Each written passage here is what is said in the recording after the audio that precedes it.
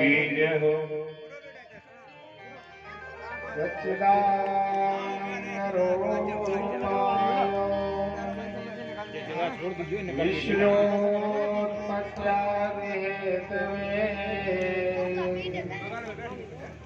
तापत्रय विनाशाय श्रीकृष्णाय वयं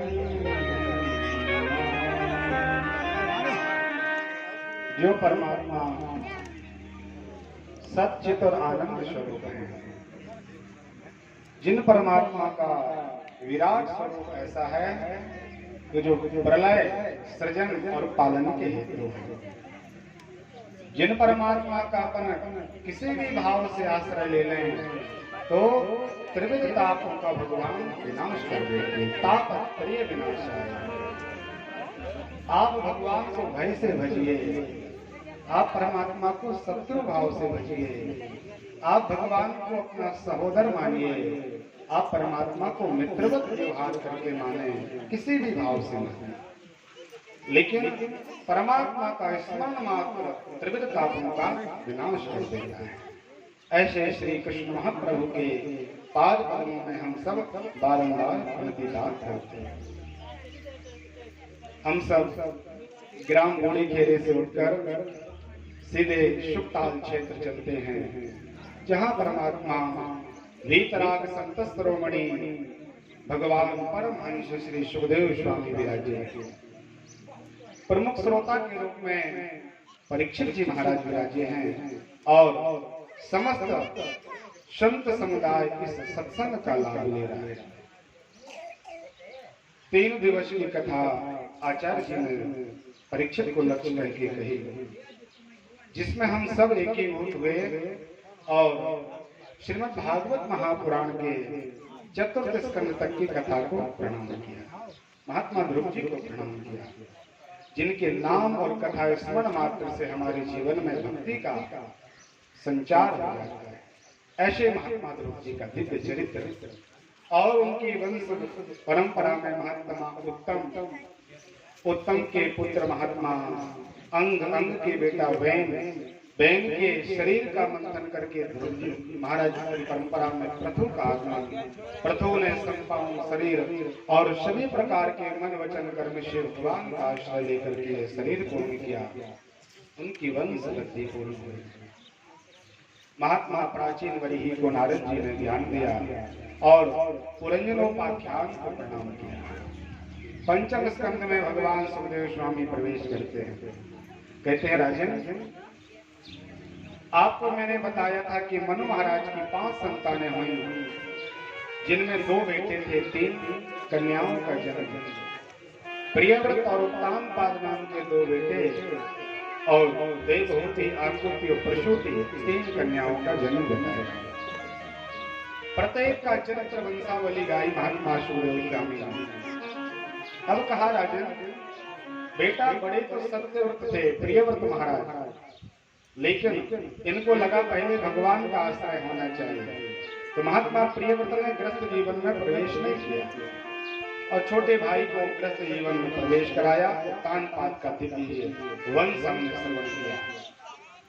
बहुत काल बीत गया, तब महात्मा प्रियव्रत को लगा कि अब हमें संपूर्ण शिक्षा हमें प्राप्त हुई है, इस शिक्षा के बाद हमें गृहस्थ जीवन में प्रवेश करना चाहिए। कोई भी कार्य हम करते हैं तो पहले उसकी पढ़ाई करना पड़ता है, अध्ययन करना पड़ता है, और उस अध्ययन में जब हम निपुण हो जाते हैं और फिर वो कार्य करें तो महाराज उसमें हम महारथ हासिल कर लेते हैं, कोई योग्यता हमें प्राप्त हो जाती है। इसी तरह गृहस्थ जीवन में प्रवेश करने के पहले हमारे सनातन धर्म में ब्रह्मचर्य के आश्रय का बड़ा सुंदर महिमा, बड़ी सुंदर महान। जन्म से 5 वर्ष तक आप आनंद से माता पिता के यहाँ लालन पालन में रहे, खूब सुख भोगे। 5 वर्ष की अवस्था में आप गृह त्याग करके गुरु जी महाराज के पाद पद्मों का आश्रय लें और 20 वर्ष तक शिक्षा का दिव्य ज्ञान, सांगोपांग वेदों का अध्ययन करें 20 वर्ष तक। और जब आपको सभी प्रकार का ज्ञान प्राप्त हो जाए तब कहीं आप गृहस्थ जीवन में प्रवेश करें। गृहस्थ जीवन का लाभ तभी ले सकते हैं आप जब उसकी शिक्षा आपने पहले पढ़ी। यदि आपने पढ़ाई लिखाई कुछ की नहीं, किसी प्रकार के कोई प्राचीन ग्रंथों का अध्ययन नहीं किया, जैसे आज बैठे हैं ऐसे कभी बैठकर भगवान की कथा का श्रवण नहीं किया, राघवेंद्र सरकार के पावन पुरीत मर्यादा चरित्रों का आश्रय नहीं लिया, तो महाराज व्यक्ति उस जीवन में खिन्न हो जाता है, बड़ा परेशान होता है, तो विचार करता है कि भगवान ने कितना कष्ट दिया, कितना मुझे परेशान करते हैं भगवान। इसमें गलती भगवान की नहीं, इसमें गलती आपकी, आपने उसकी पढ़ाई नहीं की कि हमें रहना कैसे है। भोले बाबा का जब विवाह हुआ था महाराज, बाबा जब तैयार हुए दूल्हा बनके, तो प्रभु ने बैल पर सवारी की। सब लोग तो घोड़े पर बैठते हैं, जैसे कोई युद्ध करने जा रहे हैं, बहुत बड़ा युद्ध होने वाला है, घुड़सवारी करते हैं। भोले बाबा का जीवन देखिए, बाबा ने बैल का आश्रय लिया, एक नंदी पर भगवान बैठे, और नंदी वृष साक्षात धर्म का आश्रय है, वृषभो ही साक्षात धर्म। तो भगवान शिव ने धर्म की सवारी की थी, धर्म का आश्रय लेके कि हम गृहस्थ जीवन में प्रवेश करेंगे। परमात्मा ने सुंदर संसार की जंजाल की जटाओं को बांधा था, जटाओं को बांध करके भगवान ने तीनों नेत्रों के साथ वह बारात में भगवान प्रवेश किए, तीनों चक्षु खोले भगवान ने, नयन तीन उपवीत भुजंगा, सर्प अनेक प्रकार का जो पाप कपट छल ईर्षा द्वेष आदि सर्प हैं, उनको भगवान ने यज्ञोपवीत बनाया। बाबा ने तीन नेत्र खोले। कोई भी स्त्री या पुरुष जब गृहस्थ जीवन में प्रवेश करता है तो उसको तीन स्थान प्राप्त होते हैं। एक पत्नी अथवा पति का आश्रय, दूसरा धर्म का आश्रय, तीसरा ससुर सास आदि का आश्रय। व्यक्ति तीन के बीच में रहता है। जो शिक्षित होगा, जिसने अध्ययन किया होगा कि हमें गृहस्थ जीवन में कैसे रहना है, तब वह माता पिता की भी सेवा करेगा, अपनी पत्नी को भी संतुष्ट रखेगा अथवा पति को संतुष्ट रखेगा और धर्म का पूर्ण आश्रय लेगा। लेकिन जो अज्ञान बस इस गृहस्थ जीवन में प्रवेश हो जाते हैं, तो कई लोगों के यहाँ देखा महाराज धर्म बिल्कुल शून्य हो जाता है। गृहस्थ जीवन की महिमा यह है कि आप गृहस्थ जीवन में पहले अकेले थे, अब दो जन होकर के आप बहुत भगवान का आनंद लें, माता पिता की सेवा करें, अपने अतिथियों का सुंदर भाव से पूजन करें, गुरु परंपरा के द्वारा प्राप्त मार्ग का आश्रय लें, भजन करें। तो महात्मा प्रियव्रत जी ने विचार के आनंद से भजन करेंगे पत्नी के साथ। विश्वकर्मा की बेटी महिष्मती नाम की एक सुंदर कन्या से महाराज का पाणी ग्रहण संस्कार हुआ। गृहस्थ जीवन में प्रवेश किए। जय जयकार हुई महाराज सत्यव्रत प्रियव्रत की, जो सुंदर व्रत धारण करने वाले हैं। पहले इस भारत भूमि का नाम अजनाब खंड था, भारत नाम नहीं। अब महात्मा पृथु का चरित्र हमने सुना, जिन्होंने संपूर्ण पृथ्वी का दोधन करके रसों को निकाला। तो जब पृथु महाराज का वो रथ चला था तो पृथ्वी ऊंच नीच से युक्त हो गई थी, अनेक प्रकार की इसमें खाइयां, नाना प्रकार के समुद्र जैसे स्थान बन गए थे। तो महाराज प्रियव्रत को लगा कि कुछ ठीक ठाक कर दे पृथ्वी को, तो इन्होंने बहुत बड़ा पुरुषार्थ किया और अपने रथ पर महात्मा निकले। जहां से रथ निकलता था वहां से गंगा जैसी नदियों का प्रवाह बढ़ता था। महात्मा प्रियव्रत के चरित्र में इन्होंने इस भारत भूमि को 9 खंडों में बांट दिया। महाराज का जीवन काल चौथे खंड को प्राप्त हुआ। लगा मुझे भी इस देह का त्याग करना है, प्रभु का आश्रय हो। इसलिए प्रियव्रत महाराज के जो बेटे अग्निक हुए, उन्होंने इस परंपरा का आश्रय लिया। इनके बेटे नाभि हुए। नाभि जी महाराज ने बहुत यज्ञ किए, लेकिन संतान की प्राप्ति नहीं हुई। इनको भी बड़ा लंबा समय चला गया। तो नाभि जी ने विचार किया कि हमें भी कोई पुरुषार्थ करना चाहिए, पंडित जी लोगों से पूछना चाहिए। ब्राह्मणों के पाद पद्मों का आश्रय लेकर के सुंदर पुत्रेष्टि यज्ञ किया। तो महात्मा नाभि के ऊपर भगवान प्रसन्न हुए और ऋषभ के रूप में भगवान प्रकट हो गए। बोले ऋषभदेव भगवान की जय। 24 अवतारों में भगवान का नाम है। सुंदर कर्म करने वाले भगवान ऋषभ प्रभु का ही अंश अवतार और सुंदर परिग्रह का मार्गदर्शन कराने के लिए महात्मा ने ये अवतार लिया। प्रत्येक अवतार में कुछ न कुछ शिक्षा भगवान देके जाते हैं। सांख्य शास्त्र का विस्तार महात्मा कपिल ने किया। प्रथु जी ने आकर के इस पृथ्वी को रसा से युक्त कर दिया। यहाँ ऋषभ भगवान आए हैं। इन्होंने सभी प्रकार से जो संग्रह व्यक्ति करता है उसको कैसे छोड़ना चाहिए, अपरिग्रह आज जो है उसी में संतुष्ट रहना, कल की कोई चिंता नहीं। इस शिक्षा को देने के लिए महात्मा ऋषभ देव का बहुत सुंदर शिक्षा हुई और इंद्र को लगा के बड़ा सुंदर अवसर है भगवान से संबंध बनाने के लिए। तो इंद्र की बेटी का नाम जयंती है। बेटी का नाम जयंत आप लोगों ने रामायण में सुना होगा। नारद देखा विकल जयंता, यहाँ जयंती आई है। और इंद्र ने अपनी बेटी का विवाह महात्मा ऋषभ देव के साथ कर दिया। इन्होंने भी ग्रस्त जीवन का आश्रय लिया, भगवान का भजन किया और हम सबको समझाने के लिए कि हमें कैसे रहना है शिक्षा प्रदान की। महाराज जी के यहाँ 100 बेटों का जन्म हुआ। ऋषभ जी के यहाँ सबसे बड़े बेटे का नाम भरत रखा गया। भरत जी से छोटे जो 9 बेटे थे, कवि, अंतरिक्ष, हवि आदि, ये बड़े पहुंचे हुए संत हुए। एकादश स्कंद में भागवत जी में 9 योगेश्वर संवाद है, बड़ा पुनीत इतिहास। वो 9 योगेश्वर संवाद जो 11 स्कंद में दिया गया है वो महात्मा ऋषभ के ही बेटे 9 महात्मा बड़े योगेश्वर बन गए।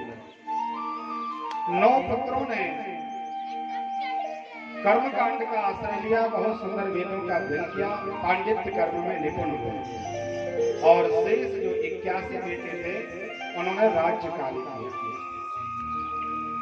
भगवान भरत का राज्य चलने लगा।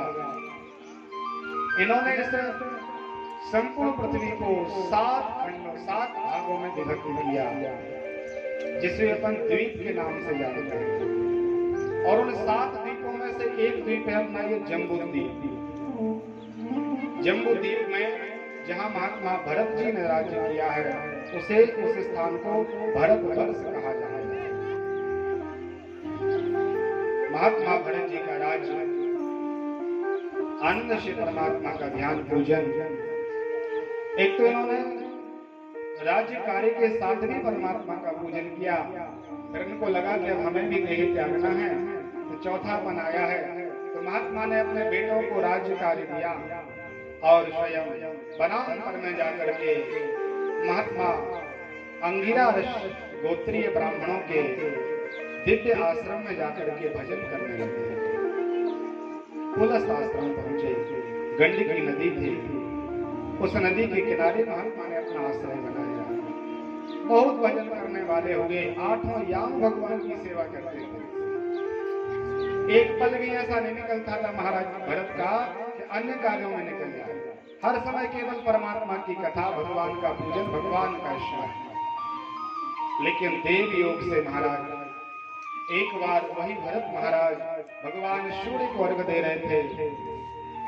इन्होंने देखा कि सामने से कोई मृगी भयभीत होकर के चली आ रही है। पीछे से शेर लगा हुआ है, शेर खाने के लिए दौड़ रहा है और मृगी अपने शरीर को बचाने के लिए दौड़ रही है। गर्भवती वह मृगी भयभीत होकर के सामने उसने देखा कि नदी का आश्रय यहाँ गंडकी नदी है, यदि इसमें गिर जाएंगे तो मर जाएंगे, यदि रुक जाएंगे तो ये शेर हमारे शरीर को खा जाएगा। उसने विचार कर नदी को पार कर लें, तो किसी मृग का ही इतना सामर्थ्य नहीं कि नदी को पार कर लें।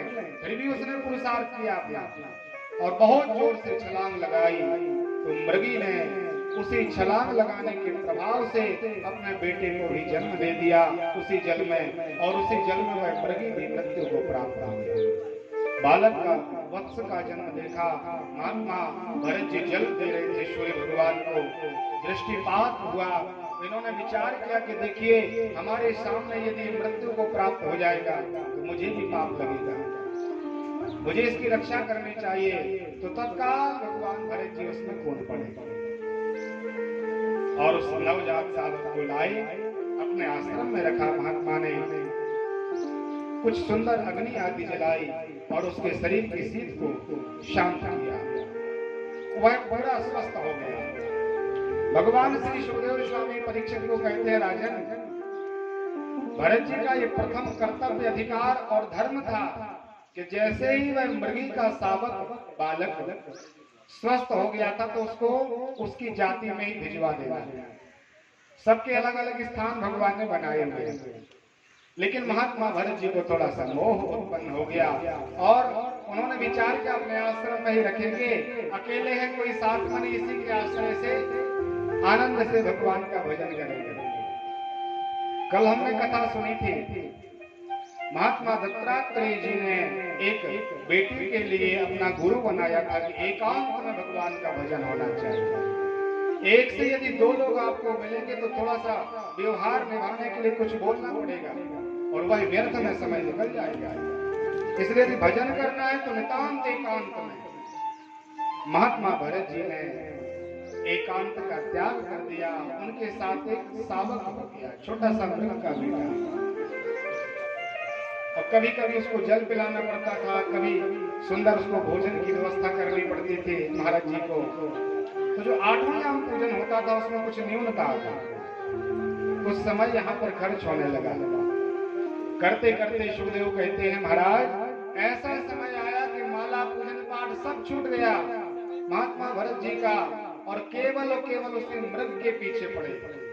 मृग बहुत जोर से छलांग लगाता है तो महाराज भरत जी आह्लादित हो जाते हैं, प्रसन्न होते हैं, कूद करके कभी वह इसकी गोद में बैठ जाता है, कभी वह आकर के महात्मा भरत जी को चाटने लगता है, कभी लाल करता है, कभी स्नेह से इनको बड़ा आनंदित करता है। महाराज भरत जी बड़े प्रसन्न हुए, आए थे हरि भजन को और औंतन लगे कपाश। विचार करें, हमारी यही गति है महाराज, हम इसके लिए नहीं आए यहाँ कि बहुत ज्यादा धन इकट्ठा कर लें, अनेक प्रकार के परिवार को बढ़ा लें, बहुत विद्याध्ययन कर लें, आनंद से मकान दुकान प्लाट आदि सब बना के रहेंगे। यह कार्य हमारा नहीं है, ये तो बहुत सुनिश्चित है। गरुड़ पुराण में लिखा है महाराज कि जब हमारा जन्म नहीं होता, हम माँ की कुक्षी में रहते हैं, गर्भ में रहते हैं, तभी हमारी आयु, धन, विद्या और जन, हमें कब मरना है, कब हमारा जन्म होगा, हम कितने विद्वान होंगे, हमारे पास कितना धन होगा, ये सब हमारी गर्भ में, माँ के गर्भ में ही हमारा सुनिश्चित है। और उसी के पीछे हम पूरा जीवन खो देते हैं, जो बिल्कुल फिक्स है, कम ज्यादा होने वाला नहीं है। आपको 100 रुपए मिलना है, मतलब मिल के रहेगा, कुछ भी हो जाए तो मिलना ही है। तो महात्मा कृपालु जी महाराज कहते थे, ब्रह्मलीन कृपालु जी, कि देखिए जैसे आपको 100 रुपए मिलना है एक दिन, अब तो एन कैन प्रकार आपको मिलेगा, तो क्यों ना आप सत्कर्म के द्वारा उस 100 रुपए को इकट्ठा करें, मिलना तो 100 ही है। तो चोरी आदि कर्म करके, अनेक प्रकार की रिश्वत आदि लेके, अनेक व्यक्तियों की हिंसा करके, दूसरों को कष्ट दे करके हम पैसा क्यों कमाएं? कमाने के मार्ग अलग अलग हो सकते हैं, लेकिन आना तो उतना ही है जितना लिखा होता है। सुनहु भरत भावी प्रबल, बिलक कहूँगा, हानि लाभ जीवन मरण, जस यक जस विधान। देखिए, जो विधि के हाथ में, बहुत सावधानी से सुने, जो विधि के हाथ में काम है वही काम हम करते हैं बार बार। जन्म मरण हानि लाभ और अप और जस, जस और अपजस, ये सब विधाता के हाथ में है। कब आपको बहुत सम्मान देना है, ये विधि के हाथ में। आपका कब अपमान होना है, ये विधाता के हाथ में। आपका कितना लॉस होगा, ये भगवान के हाथ की वस्तु है, आपका पुरुषार्थ नहीं है। कई बार आप लोगों ने देखा होगा, अनंत प्रयास करने पर भी लाखों का घाटा लग जाता है, तो कोई गलती भी नहीं करता व्यक्ति, फिर भी अनायास का गोदाम में आग लग जाए, क्या पता। तो जो हानि लिखी हुई है उसको कोई टाल नहीं सकता, और जो आपको लाभ लिखा गया है वो भी मिटने वाला है। इसलिए व्यर्थ के पंच प्रपंच में नहीं पड़ना। महात्मा भरत जी के जीवन से शिक्षा लेना चाहिए। भरत जी ने विचार किया था कि राज्य कार्य करने में समय बहुत निकल रहा है, इसलिए एकांत में भगवान का भजन करेंगे। और यहाँ जंगल में आकर के मोह कब किससे कैसे हो जाए इसकी कोई गारंटी नहीं है। महात्मा भरत जी एक छोटे से बच्चे पर मोहित हो गए, मृग के, पशु के, जानवर के बच्चे पर। विचार करें, घर परिवार छोड़ दिया, पत्नी से नाता तोड़ दिया, भाई बंधुओं से विरक्ति ले ली, इतना बहुत बड़ा सम्राट पर त्याग दिया महात्मा भरत ने। लेकिन जंगल में जाकर के एक जानवर के बच्चे से स्नेह प्यार हो गया। विचार करें कब हम फंस जाएं। इसलिए बहुत साधक को सावधानी से रहना चाहिए। हम लोग भी एक बहुत बड़ी गलती करते हैं अपने जीवन में। गौपालन का आदेश शास्त्रों में, वेदों में लिखा गया है कि बहुत ज्यादा आनंद से आप गाय का पालन करें। यदि ज्यादा गाय नहीं रख सकते तो एक गाय का पालन तो आपको अवश्य करना चाहिए। वो भी यदि नहीं होता है आपसे तो आप जैसे आपके पड़ोस में गाय है तो एक सुंदर व्यवस्था कर कि महाराज जी हम आपको हर महीने 200 रुपए देंगे, हमारी तरफ से इनको घास खिलाते रहते हैं। बहुत सरल है, कितना खर्च होता है अपना। 200 नहीं दे सकते 100 रुपए बांध, वो भी नहीं दे सकते तो हर महीने 10 रुपए बांध। क्या केवल 10 का नोट गाय के लिए हर महीने निकाले, इतना तो कर सकते, इतना गरीब नहीं है। ये अपना सनातन धर्म बोलता है, लेकिन महाराज हम सब क्या करने लगे, स्वान का पालन करने लगे। स्वान तो जानते हो ना सब लोग, कुत्ते का नाम स्वान। गाय का आदेश हमें शास्त्रों में प्राप्त हुआ और हम कुत्ते आदि का पालन करना प्रारंभ कर दिया। और ऐसी व्यवस्था महाराज क्या माता पिता की सेवा होगी। भाई के पास न्यूनता है तो भाई को सहायता नहीं दी जाएगी और उसको अनेक प्रकार से सोफे पर लिटाएंगे, साथ में भोजन कराएंगे और कहेंगे महाराज इतना प्यार करता है ये मुझे कि जब तक मैं भोजन नहीं करता तो भोजन नहीं पाता। मोह की पराकाष्ठा देखें आप, व्यक्ति कैसे फंस जाता है। और जिसका स्पर्श करना भी अपवित्र है, जिसको एक बार छूने से 21 दिन तक व्यक्ति पवित्र नहीं होता। और जहां पर वो बनता है वहां पर महाराज लिखा है कि बहुत लंबा समय चला जाए, बड़े यज्ञ किए जाए, गौ को बांधा जाए, पंचगव्य डाला जाए, पता नहीं क्या क्या किया जाए, तब वो स्थान पवित्र होता है। ऐसे के लिए हमारे अंदर कितना सम्मान रहता है, उसकी डोरी पकड़ के ले जाते हैं। माता पिता के हाथ पकड़ने में हमें बहुत बड़ा अपमान लगता है। अरे पिताजी के हाथ को पकड़ के ले जाएंगे, व्यक्ति क्या कहेंगे, पढ़े लिखे नहीं होते। तो आजकल पढ़ा लिखा होना क्या है, स्वान की डोरी को पकड़ के फ्रेश करने के लिए। देखिए हम कितने नीचे गिर गए, हम कितने निरक्षर हो गए हैं। बहुत सावधानी से सुने, हम पढ़े लिखे नहीं हैं। साक्षर का उल्टा होता है राक्षस। बहुत ज्यादा पीएचडी आदि करने से कुछ नहीं होता। यदि आपके जीवन में व्यवहार नहीं आया, संस्कार नहीं आया तो आपकी पढ़ाई लिखाई कोई काम नहीं। बहुत सावधानी की आवश्यकता है। जो हमें आदेश मिला है उसका आश्रय लें तो बहुत जल्दी हमें भगवान की कृपा प्राप्त होगी। और इस संसार का ये नियम है हमारा। मोह भी ऐसे जगह पर होता है जहाँ बहुत ज्यादा नरक की प्राप्ति होती है। मोह भगवान से नहीं होता, मोह कथा से नहीं होता, मोह भगवान के नाम से नहीं होता, मोह किसी मंदिर से नहीं होता, मोह किसी तीर्थ यात्रा से नहीं होता। मोह ऐसी जगह पर होगा महाराज जिससे हमें केवल और केवल पतित होना है। ऐसी जगह पर मोह उत्पन्न होना है। भरत जी महाराज बन गए, सब माला पूजन पत्नी सब छूट गई महात्मा की। अब समय तो सबका आता है। भरत जी का महाप्रयाण होना था, उसी बीच में सावक बीमार पड़ा, उसको बुखार आया और भरत जी की गोदी में उसने अपना देह त्याग कर दिया। वह मृत का बच्चा भरत जी की गोद में मृत्यु को प्राप्त हो गया। भरत जी उनके ऊपर हाथ फैलाने लगे, स्त्रोपात करते हैं, रोने लगे कि मैं आपके बिना जी नहीं पाऊंगा। हम अपने पत्नी पुत्र माता पिता सबके द्वारा जी सकते हैं, लेकिन हम आपके